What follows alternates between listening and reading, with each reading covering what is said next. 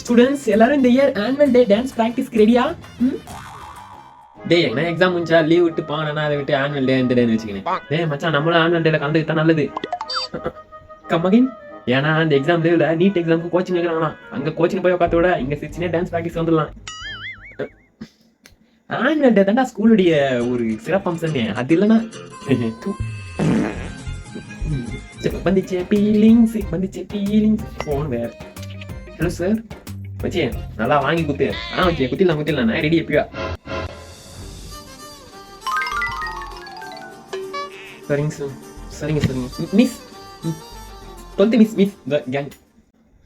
ஐயோ அங்க நின்றுட்டு இருக்காரு. ஏய் ஸ்ருதி கொஞ்சம் வழி பண்ணி முன்னாடி பாரு.